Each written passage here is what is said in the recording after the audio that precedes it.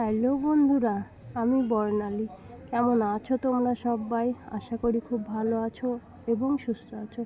আমিও ভালো আছি, আমার পরিবারও ভালো আছে। আজ আরও একটা নতুন সকাল, নতুন দিন, আরও একটা নতুন ব্লগে তোমাদের জানাই অনেক অনেক স্বাগত। দেখো, এখন বাজে সকাল 6টা। আজ একটু সকাল সকালই ঘুম ভেঙেছে। দূরে জল, উঠান ঝাড়ু, বাসি উঠান ঝাড়ু, এগুলো তো তুলসী তলায় জল, এগুলো তো সূর্য ওঠার আগেই দিতে হয়। কিন্তু কি করব বলো, অত সকালে তো উঠতে পারি না। শরীরটা তো খুব একটা ভালো যায় না, তাই অত সকালে উঠতে পারি না বলে কোনো দিন রোদও উঠে যায়। কি করব, তাই যখন উঠি তখনই দিই, কিছু তো করার নেই। সকাল সকাল উঠে বাইরের দরজায় জল দিয়ে আসলাম, ঝাঁটার সব দেওয়া হয়ে গেছে, উঠোনটাও ধোয়া হয়ে গেছে। এদিকে দরজায় জল দিলাম, দিয়ে অনেকগুলো জামা কাপড় আছে সেগুলো কাচাকুচিও করে নিলাম।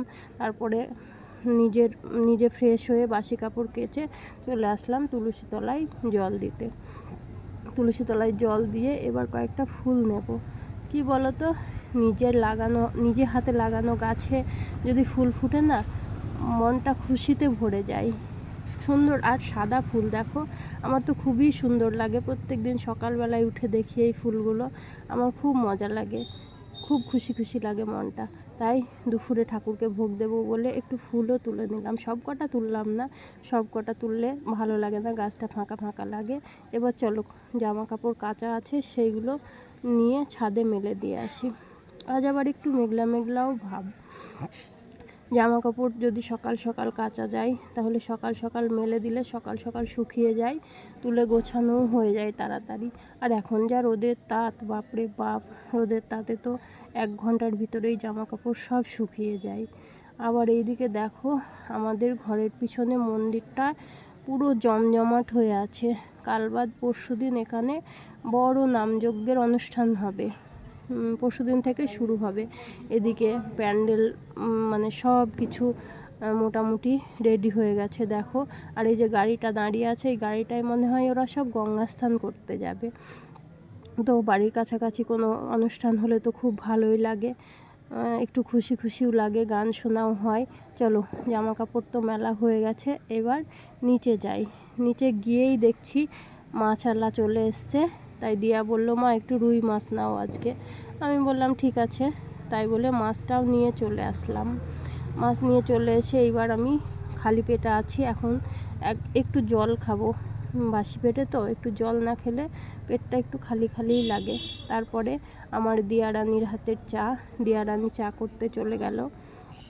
ও না, চাটা খুব ভালো বানায় কিন্তু। আর আজকে মনে হলো সকালবেলায় লাল চা খাবো না, একটু দুধ চা খাবো। তাই দিয়াকে বললাম, দিয়া একটু দুধ চা কর। তো ও দুধ চা করতে চলে গেছে। দুধ চা প্রায় হয়েও গেল। ও চাটা খুব সুন্দর বানায় দেখো। নেহাও আছে আমাদের সাথে, চাটা 3জনেই খাবো। আমি, নেহা আর দিয়া। ওই যে আমার চাটা ওইদিকে আছে দেখো। তো চাটা খাওয়ার পরে কাজ তো সারাদিন আছেই, সারাদিন টুকটাক তো চলবেই। চা খেয়ে লেগে পড়লাম কাঁঠাল কাটতে। এইটা একটা ছোট্ট একটা কাঁঠাল পাড়ার একটা কাকিমা আমাকে দিয়েছে। আমার কাঁঠালের ঝাল খেতে খুবই ভালো লাগে। তো কাঁঠালটা কাটার পরে আমি দেখছি মানে পুরো ভিতরটা হলুদ হয়ে আছে। আমার আবার মনে হচ্ছে যে কাঁঠালটা হয়তো মানে পেকে যাবে। এই ভেবেই আমি বলছি, যা ভুল করলাম, আমার পাকা কাঁঠাল খেতে খুব ভালো লাগে। তো তা আমি বলছি যে 2-1 দিন যদি ঘরে রেখে দিতাম তাহলে হয়তো পেকে যেত। কিন্তু লাস্ট অবধি কাটতে কাটতে দেখলাম না, কাঁঠালটার রঙই মনে হয় ওই রকম। এটা ঝাল খাওয়ারই কাঁঠাল, খুব সুন্দর কাঁঠাল, মানে কাঁচাই আছে কিন্তু ভিতরের রঙটা হলো হলুদ। তো কাঁঠালটা কেটে নিই, কাঁঠাল কেন আরও সবজি সবটাই কাটা হয়ে গেল আমার।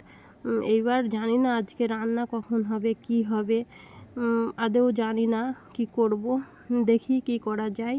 তো আমাকে তো দিয়া ভালোই হেল্প করে।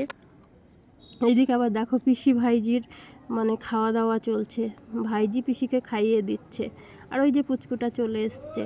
আর ওই যে তোমাদের দেখালাম যে ঘরের পিছনে মন্দিরে বড় নামযজ্ঞের অনুষ্ঠান হবে 4 দিন। এবার সেই জায়গায় তো ঘরে যদি নোংরা থাকে তাহলে তো ভালো লাগে না। আর আমার তো একটু খুঁতখুঁতে মন, একটু ঝুল কি একটু নোংরা এদিক ওদিক দেখলেই সেটা পরিষ্কার করা শুরু হয়ে যায়। এই যে দেয়ালে টাঙানো থাকে এই ফুলটাও নোংরা হয়েছে, তাই ওগুলো খুলে ফেললাম। আর পুরো মানে সানসেটের পর্দা টর্দা সবগুলো নামিয়ে, সানসেটের জিনিস সব নামিয়ে ধুলোগুলো পরিষ্কার করে নিচ্ছি। দিয়া তো এখানে থাকতে পারবে না, দিয়া ডাস্টে অ্যালার্জি আছে, ওর আবার হ্যাঁচো শুরু হয়ে যাবে, তাই আমি একা একাই শুরু করে দিলাম এই কাজগুলোকে। কাজ কি বলো তো, কাজ আমি মানে প্রথম কিচ্ছু পারতাম না। আমার বিয়ে হয়েছিল খুব অল্প বয়সে। আমি তো আমার শ্বশুর শাশুড়ি গার্জেন বলে মানে বেশি দিন পাইনি, ওই 2-1 বছর পেয়েছিলাম, তারপর ওনারা মারা গেছেন। তো নিজে হাতেই এই সংসারটা আমার সাজানো। আমাকে কেউ কোনো দিন নিজে হাতে কাজ শেখায়নি।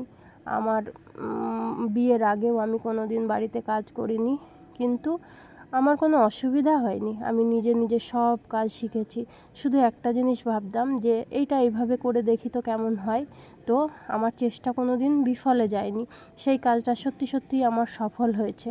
আর মায়ের কাছে শিখেছি, যদিও অসুবিধা হতো তখন ফোনে মাকে জিজ্ঞাসা করতাম, মা কোনটা কীভাবে করব কি, মা শিখিয়ে দিত। আর এইদিকে দেখো হাঁড়িগুলোকে, রান্নাঘরটা তো আমার খুব ছোট, তাই রান্নাঘরে রাখার কোনো জায়গা নেই, তাই সানসেটের উপরটা তো খালিই পড়ে থাকে, তাই সানসেটের উপরে এইগুলো রেখে কভারটা লাগিয়ে দিই। এদিকে তো জায়গা আছে, আর দেখতেও পায় না কেউ, অতটা বোঝাও যায় না, তাই এগুলো এইভাবেই রাখি। মাঝে মাঝে হয়তো কোনো মাসে 2বারও হয়, কোনো মাসে 1বারও হয় পরিষ্কার করা। তা আমার এইদিকে পুরো ভালোভাবে সানসেটের উপরের নোংরা সব কিছু পরিষ্কার করা হয়ে গেছে। এবার খাটের তল, তারপরে মিটসেপের তল, এগুলো সব পরিষ্কার করে নিচ্ছি। সব থেকে বড় কথা হলো, ঘরের পিছনে মন্দিরে 4 দিনের এত বড় অনুষ্ঠান হবে আর আমার ঘর নোংরা থাকবে, সেটা তো কখনোই হতে পারে না। তাছাড়া কয়েকদিন পরেই ষষ্ঠী আছে, রিয়া আসবে, সঞ্জু আসবে, সবাই আসবে বাড়িতে, তখন তো নোংরা থাকলে ভালো লাগে না। এইদিকে দেখো রান্নাঘরে আজকে রাঁধুনি বদল হয়েছে। দিয়া বলছে, মা আমি তো তোমার সাথে ঝুল ঝাড়ুতে হেল্প করতে পারবো না, তো চলো আজকে আমি রান্নাটাই করে নিই।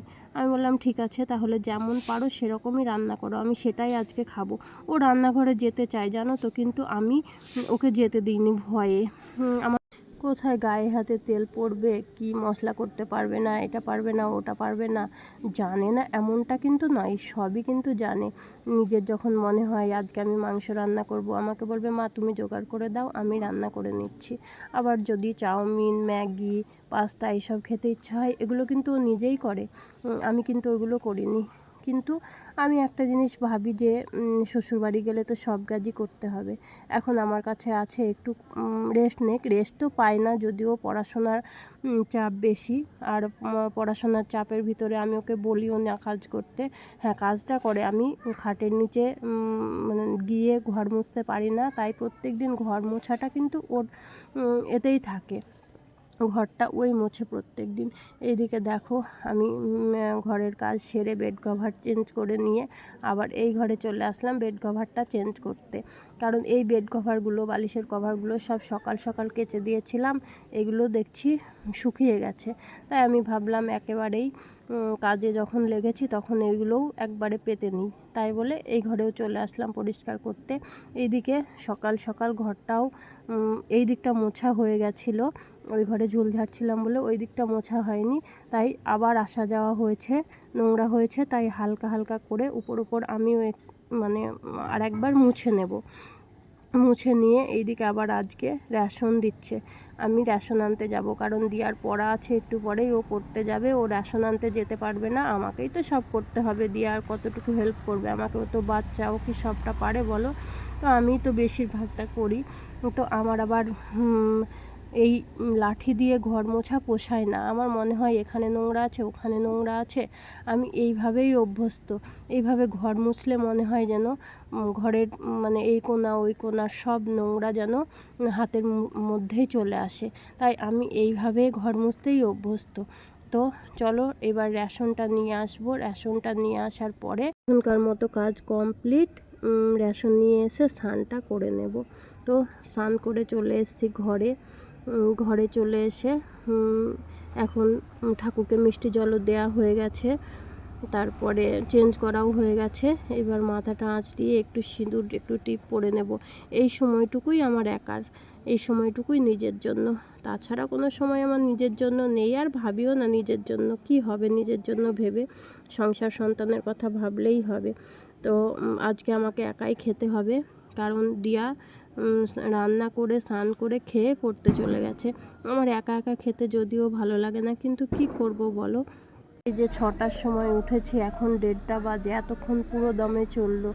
এইবার আর অসুবিধা নেই, এখন 2-3 ঘন্টা রেস্ট পাবো, একটু ঘুমাবো, তারপরে আবার সেই বিকেলবেলায় ঘুম থেকে উঠবো। তাহলে চলো এবার খাওয়া দাওয়াটা করে নিই। খাওয়া দাওয়া করে একটু ঘুমিয়েছিলাম, ঘুম থেকে ওঠার পরে বিকেলের কাজ করছিলাম, জামা কাপড়গুলো তুলে নিয়ে আসলাম, তারপরে ঘর ঝাড়ু দিয়ে ঘর মুছে উঠানটা ধোবো। এরকম সময়ে আসলো 2-3টে কাস্টমার। এবার কাস্টমার আসলে কাজ তো করতেই হবে, কারণ এটা তো আমার ব্যবসা বলো। আমি যদি সকালে কাস্টমার আসে তবুও, আমি যদি রান্না করতে করতে আসে তবুও আমি সঙ্গে সঙ্গে করে দিই। কেন? কাস্টমার তো লক্ষ্মী, তাহলে আমাকে তো কাস্টমারের কাজটা আগে করতে হবে। সব কাজ ফেলে রেখেও আমাকে কাস্টমারের কাজটা করতে হবে। তাই আমি আগে পরে কোনো ভাবনা চিন্তা না করে কাস্টমারের কাজটা আগেই করে নিই। দেখো ওর ভুরু প্লাগটা হয়েও গেল প্রায়। আর আমি তো সব সময়ই চেষ্টা করি যে সংসারের কাজের মধ্যে থেকেও কিছু ইনকাম করা ঘরে বসে। তাই আমি এই কাজটা খুব আনন্দের সাথেই করি। এখনও 2জন বসে আছে, 3জন এসেছে, এরা একসাথে, ওরা 2জনও ভুরু প্লাগ করবে। আর এ চুল কাটছে দেখো। আমার ঘরে যদি রাত 9টা-10টায়ও কাস্টমার আসে তবুও আমি ঘোরাই না, তবুও আমি করে দিই। কেন কি বলো তো, পাড়ার কাস্টমার তো, দূরের তো না। তাই আমি বলি না, কেন ঘোরাবো, আমি করে দিই কাজটা করলে তো আমার 2টো পয়সা আসবে। আর তোমাদের সাথে গল্প করতে করতে ইউকার চুলটাও করা হয়ে গেল। তো অনেকটা রাত হয়ে গেছে। চুল টুল কাটার পরে নিজে ফ্রেশ হয়ে উঠান ধুয়ে তারপরে জামা কাপড় ছেড়ে সন্ধ্যাবেলায় সন্ধ্যা দেখিয়ে চাটাও খেয়েছি আজ। তারপর মৌ আর আয়ুষি এসেছিল, ওদের সাথে একটু খাটের উপর বসে বসে খেলা করছিলাম। আবার একটু টিভিটা চালিয়েও দেখলাম বসে বসে, কারণ আজকে আর রাতে রান্না নেই। কেন বলো তো, ওই যে দুপুরের কাঁঠালের তরকারি আছে, মাছের তরকারি আছে, আর কাঁঠালের ঝাল হলে না, দিয়া কাঁঠালের ঝাল দিয়ে মুড়ি খেতে খুব ভালোবাসে, আমারও খুব ভালো লাগে। আমাদের এমনটা না যে প্রত্যেক দিন রাতে রুটি ভাত করতেই হবে। যদি সেরকম কোনো সবজি থাকে তাহলে আমরা মুড়িও খেয়ে নিই, রাতের খাবার নিয়ে অতটা চিন্তা থাকে না। আর মেয়ে আর মা তো কোনো অসুবিধাই হয় না। তো এবার দেখো জামা কাপড়গুলো নিয়ে বসেছি। জামা কাপড়গুলো সকাল থেকে ভাঁজ করা হয়নি, জামা কাপড়গুলোও ভাঁজ করে নিলাম। তো আজকের মতো ভিডিওটা এখানেই শেষ করছি। দেখা হচ্ছে আবার পরের অন্য কোনো একটা ব্লগে। ততক্ষণ তোমরা সবাই সুস্থ থাকো, ভালো থাকো, নিজের খেয়াল রাখো, নিজের পরিবারের খেয়াল রাখো। Tata, bye, good night.